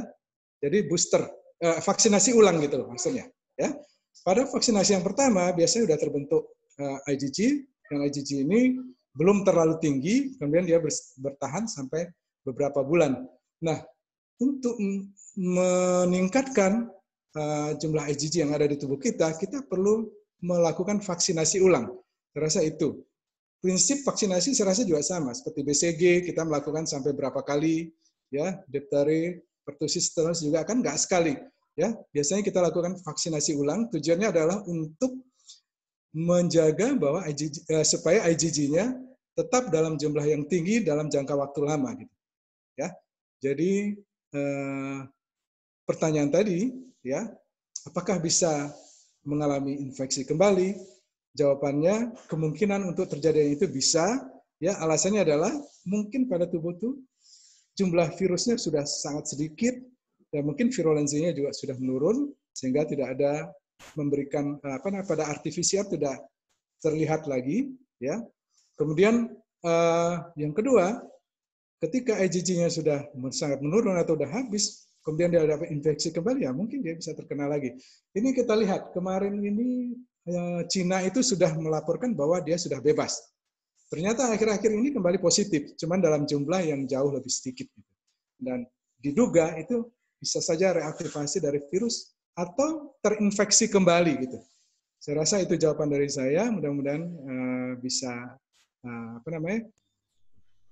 bisa menjawab pertanyaan yang diajukan oleh siapa tadi itu, Aurelia ya. Oke. Baik dokter, terima kasih. Ya, terima kasih Aurelia. Selanjutnya, apa ada yang ingin bertanya kembali? Izin bertanya dok. Izin bertanya dok. Oke, Ya, Dokter siapa? Mardeni. Dokter Mardeni. Bagaimana? Ya dokter. Ya, Dokter Mardeni mungkin kita kasih untuk 1 atau 2 lagi aja ya. Iya dokter, ya dok. Baik dok. Ya, untuk Izin pertanyaan. bertanya dokter. Ya, Felicia, silakan. Baik dokter, terima kasih. Kan akhir-akhir ini di berita banyak yang menayangkan kalau katanya dexamethasone itu bisa menyembuhkan COVID. Apa itu benar, dokter? Mungkin itu saja. Terima kasih. Oke, ini memang laporan dari pasien-pasien yang dirawat dalam kondisi yang sangat berat, ya. Pasien mengalami SARS, dirawat dengan menggunakan ventilator, ya, untuk membantu nafasnya. Dan kita tahu tadi dasar patofisiologi atau patomekanismenya adalah terjadi cytokine storm, ya, badai sitokin, ya, yang disebabkan karena dihasilkannya sitokin proinflamasi yang berlebihan dalam jangka waktu lama, dan kita tahu sitokin proinflamasi ini itu akan merusak jaringan tubuh, ya, dimanapun dia berada dia akan merusak jaringan tubuh itu. Nah, kita tahu dexamethasone itu kan adalah hormon steroid atau kortikosteroid yang dipakai untuk menekan reaksi inflamasi, ya. Kalau berdasarkan logika yang ada, memang reaksi inflamasi bisa ditekan, ya, oleh pemberian kortikosteroid, terutama dexamethasone di sini. Tetapi kita nggak tahu seberapa besar dosis yang harus kita berikan, kemudian berapa lama kita berikan, kemudian apakah dengan pemberian itu kan akibatnya adalah sel imun kita menjadi inaktif, ya, produksi sitokin proinflamasinya bisa berkurang, tetapi akibat dari inaktifnya sistem imun tadi, virus yang masih ada itu akan bereplikasi kembali dan menjadi lebih banyak. Jadi masih ada ahli yang mempertanyakan, ini bermanfaatkah atau ini malah berbahaya, gitu, ya. Nah, tapi laporan yang dibuat oleh, kalau saya nggak salah itu dari Inggris ya laporannya, ini hanya dia berikan pada pasien-pasien yang sudah tidak mungkin lagi diberikan terapi-terapi yang lain, kemudian pasien yang sudah menggunakan ventilator. Dia mendapatkan bahwa terjadi perbaikan pada pasien-pasien yang menggunakan ventilator, ya, karena katanya di situ adalah sekitar 30% berhasil selamat, ya, pasiennya dengan diberikan dexamethasone tersebut. Dan itu mungkin ada benarnya, bukan ada benarnya ya, maksud saya dasar patofisiologinya ada, yaitu reaksi inflamasinya ditekan gitu. Cuman ada pertanyaan lain yang memang harus dijawab juga, bahwa kalau kita melemahkan sistem imun kita, bagaimana dengan virus yang masih ada di tubuh itu, ya? Apakah dia tidak akan bereplikasi lagi, bertambah banyak lagi, jadi viral load yang ada di sel-sel tubuh kita itu akan menjadi lebih banyak kembali. Nah, itu pertanyaan yang belum bisa dijawab sampai sekarang gitu, ya. Tapi faktanya memang, ya, bahwa pasien-pasien yang dengan respirator itu dengan diberikan dexamethasone ternyata membaik. Tapi mereka memberikan catatan di sana, ya, itu tidak digunakan pada pasien yang terinfeksi dengan gejala yang ringan. Ya, ingat ya, kalau dia ringan saja, kalau hanya radang tenggorok, ya, kalau hanya demam-demam ringan, ya, tidak ada tanda-tanda dari infeksi atau inflamasi yang menyebar di seluruh tubuh, itu nggak diperlukan gitu, ya, karena dikhawatirkan nanti kalau dexamethasone kita gunakan justru replikasi virusnya menjadi lebih cepat dan lebih banyak. Ya, oke, saya rasa gitu ya. Baik dokter, terima kasih. Ya, bagaimana dok? Atau satu lagi pertanyaan? Atau satu kita lagi ya. Ya baik. Satu lagi, oke. Nah. Untuk pertanyaan selanjutnya, pertanyaan terakhir Izin Silakan. bertanya, Dok. Oke, Sonia, Tadi silakan. saya lihat Panji. Sonia atau Panji? Oh, Panji. Panji dulu. Ya. Oke, maaf ya Sonia. Iya, Dokter. Baik, Untuk dokter, ingin Panji. bertanya, Ya, Panji, apa silakan. yang sebaiknya dilakukan jika berkontak erat dengan seorang yang terinfeksi COVID-19? Dan berapa lama waktu yang diperlukan bagi gejala COVID-19 untuk muncul setelah terkena kontak langsung? Oke. Jadi pertanyaannya adalah apa yang harus dilakukan ketika kita telah terinfeksi atau kontak? Ya, dokter. Ya.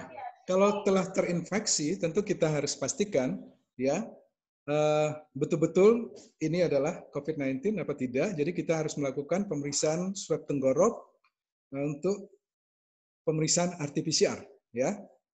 Nah, kemudian kalau sudah terinfeksi apa yang harus dilakukan? Ya, tentu saja tadi adalah kita lebih banyak istirahat ya. Kita tidak boleh stres ya, karena dua hal itu, stres fisik maupun mental, akan menurunkan daya tahan tubuh dan menyebabkan virus akan lebih mudah bereplikasi atau bereplikasi secara masif gitu. Ya, akan bisa menyebabkan gejala klinis yang muncul akan lebih cepat dan lebih parah. Nah, tentang obat-obatan sampai sekarang kan memang belum ada ya, belum ada obat-obat yang spesifik yang bisa dipakai untuk menghentikan atau mematikan virus COVID-19 ini. Ya, pengobatan yang ada hanya bersifat suportif. Ya, dikatakan beberapa vitamin, ya, vitamin C, vitamin E, vitamin A, kemudian zinc, itu bisa meningkatkan sistem imun. Tujuannya adalah kalau imun kita kuat, pembentukan antibodi kita bisa cepat dan adekuat, mungkin virusnya bisa dibunuh sendiri oleh tubuh kita. Ya, nah, tentu saja diikuti oleh istirahat yang cukup, tidak stres tadi. Ya, nah, satu lagi kalau infeksinya parah, tentu saja parahnya itu bisa karena virusnya yang bertambah banyak, tapi juga bisa karena infeksi sekunder. Nah, ini pertanyaan salah satu teman kamu tadi. Kita perlu memberikan antibiotik ya untuk orang-orang yang sudah disertai dengan adanya infeksi sekunder. Tentu saja infeksi sekunder ini kita nggak tahu persis karena kalau menunggu hasil kultur terlalu lama, nah, tentu kita memberikan antibiotik sesuai dengan experience, sesuai dengan pengalaman kita. Biasanya virus-virus mana saja yang banyak menginfeksi, misalnya saluran pernafasan, atau saluran kencing, atau saluran cerna, atau saluran manapun, ya. Kalau itu ada pengalaman ke arah sana, kita bisa memberikan antibiotik yang broad spectrum, ya, yang bisa membunuh kuman-kuman baik gram negatif, gram positif, atau dikombinasi dengan kuman-kuman yang aerob atau anaerob, gitu, ya. Nah, itu kemudian pengobatan suportif, ya. Kalau paru-parunya sudah terganggu, ya, saturasi oksigen sudah turun, itu kita perlu memberikan oksigen. Ya, kalau belum terlalu parah, mungkin kita hanya cukup oksigen saja. Tapi kalau yang udah parah, udah terjadi gagal nafas, tentu kita harus memberikan bantuan alat bantuan nafas, ya, ventilator, ya, pada pasien-pasien itu. Kemudian sampai sekarang yang kita belum tahu kenapa seseorang hanya ringan saja atau malah nggak ada gejala, tapi kenapa ada orang-orang lain yang infeksinya berat, ya. Sampai sekarang belum ada yang bisa menjawab pasti, hanya diduga adanya comorbidity. Ada penyakit-penyakit lain, misalnya pada orang tua dengan diabetes, ya, dengan hipertensi, dengan penyakit-penyakit lainnya seperti liver atau ginjal atau itu bisa memperparah penyakit yang sudah ada atau memperburuk kondisi pasien. Nah, tadi siapa yang menjadi berat, siapa yang lain itu tidak sampai sekarang belum bisa dipastikan. Namun ada dugaan ada kerentanan genetik, ya. Nah, kerentanan genetik inilah memang menyebabkan seorang kena lebih parah. Ya, kalau kerentanan genetik ini tidak dipengaruhi oleh usia gitu. Ya, walaupun dia masih muda, kalau dia rentan secara genetik, dia akan mengalami infeksi yang parah. Daripada orang-orang yang tidak mempunyai kerentanan genetik tadi, ya. Nah, itu mungkin yang perlu, karena belum ada pemeriksaan atau penata laksanaan spesifik. Jadi kita berusaha meningkatkan sistem imun tubuh kita, ya, bisa dengan tadi olahraga ringan, tidak stres, ya, banyak istirahat, makan makanan yang cukup bergizi, vitamin yang tadi mengandung vitamin C, vitamin E, vitamin A, dan zinc itu sebenarnya adalah untuk antioksidan, dan itu memang pada kasus-kasus yang berat kita berikan vitamin C dosis tinggi, ya, bahkan diberikan intravena gitu. Ya, walaupun hasil pastinya kita nggak tahu, tapi vitamin-vitamin tadi berfungsi sebagai antioksidan. Kita tahu inflamasi ini akan melepaskan reaktif oksigen spesies, yaitu itu adalah prooksidan yang sangat merusak, gitu. Ya, maka itu bisa kalau antioksidan di tubuh kita cukup baik, itu bisa diredakan. Ya, mungkin barangkali itu saja ya. Mungkin Dr. Mardani mungkin saya rasa cukup ya. Iya dok. Oke. Terima kasih yang sudah memberikan pertanyaan pada webinar kita kali ini. Selanjutnya kita masuk ke closing statement. Dr. Ruzli kembali dokter, closingnya dokter. Oke. Terima kasih Dr. Mardani. Juga teman-teman staf pengajar di Malahayati, FK Malahayati, dan pada anak-anak kita, mahasiswa kita yang telah mengikuti webinar ini. Saya berharap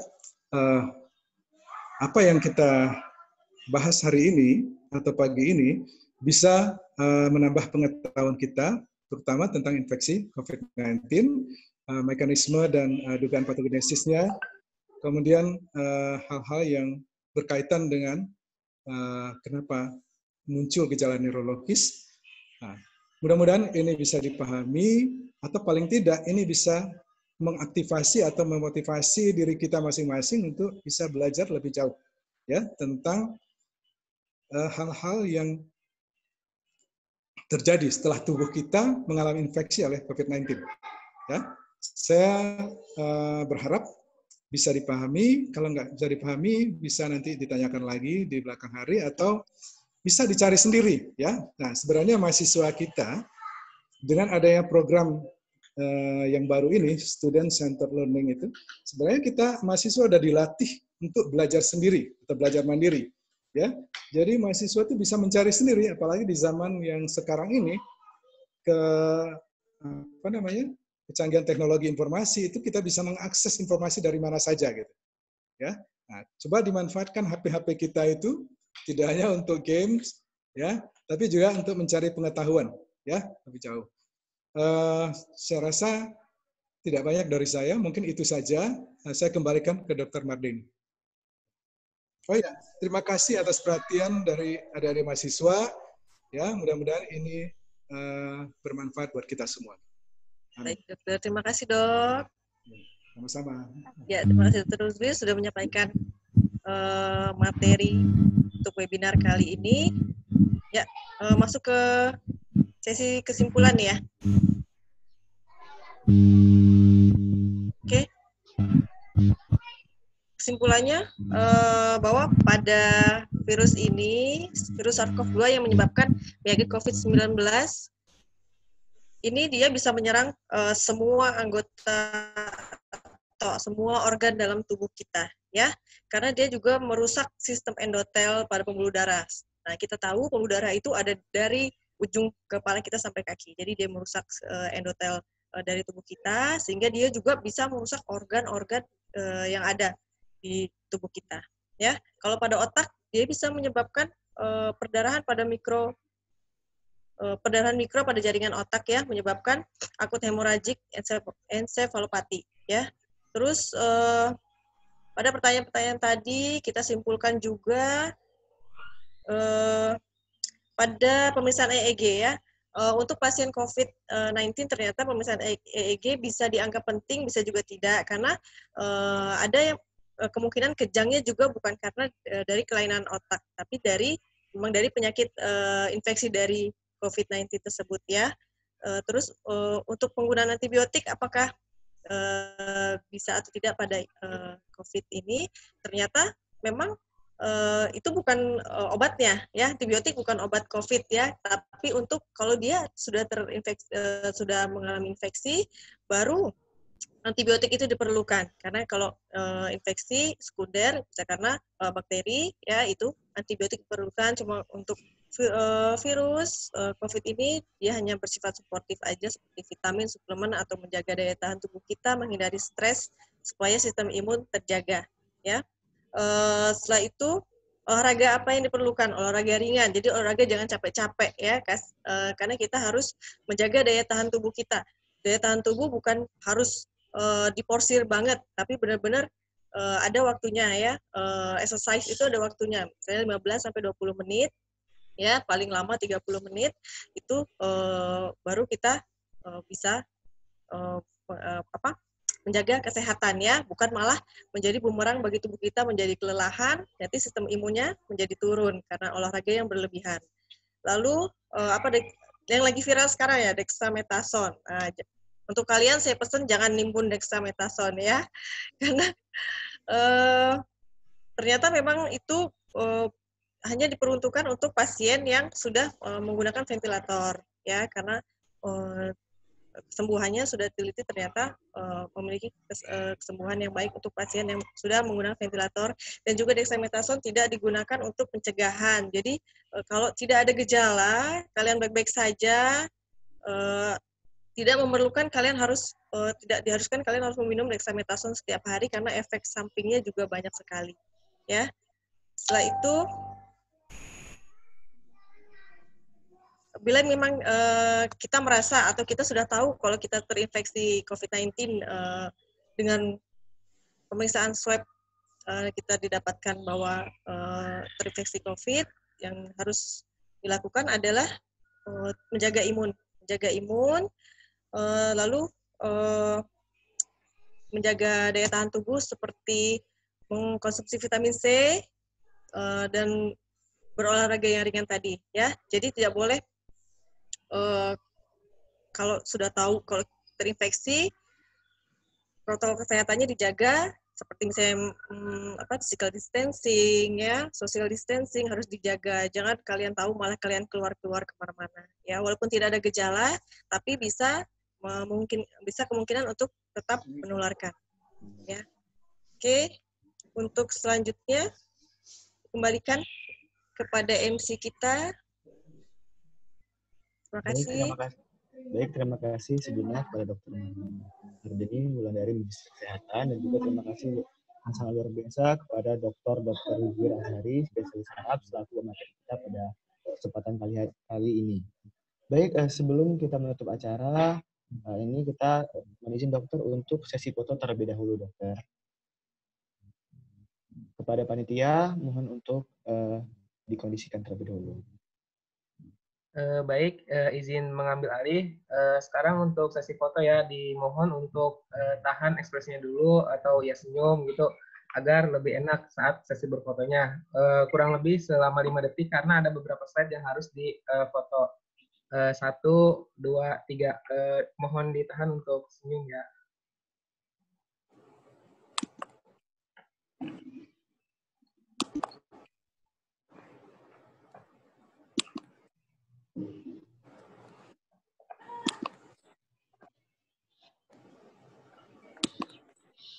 Ya, baik, sesi foto telah selesai. Terima kasih.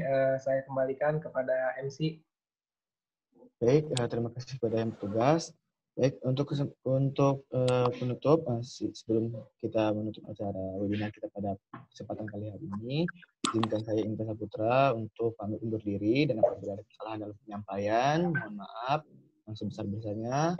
Pada Dr. Huzir, spesialis saraf, terima kasih atas ilmunya, dan kepada Dr. Mardeni, Dr. Sri Maria Puji Lestari, Bu Tusi, serta Dr. Jessi Nurmalsari, terima kasih atas bimbingannya. Untuk itu, saya selaku pemilik acara izin pamit undur diri. Wassalamualaikum warahmatullahi wabarakatuh. Untuk menutup acara, marilah kita ucapkan lapas. Waalaikumsalam warahmatullahi wabarakatuh. Waalaikumsalam warahmatullahi wabarakatuh. Waalaikumsalam warahmatullahi wabarakatuh. Terima kasih, dokter. Terima kasih banyak, dokter. Oke, terima kasih ya untuk semuanya. Semoga nilai kalian menjadi bagus ya. Amin. Sebenarnya keren ya. Keren ya. Terus juga keren banget kasih materinya, terus penjelasannya benar-benar bikin kita lebih mengerti lagi tentang COVID-19 ini ya. Jadi harus benar-benar kalau misalnya ditanya orang jawab ya. Oke. Itu aja. Terima kasih untuk semuanya. Wassalamualaikum warahmatullahi wabarakatuh. Terima kasih dokter. Terima kasih dokter.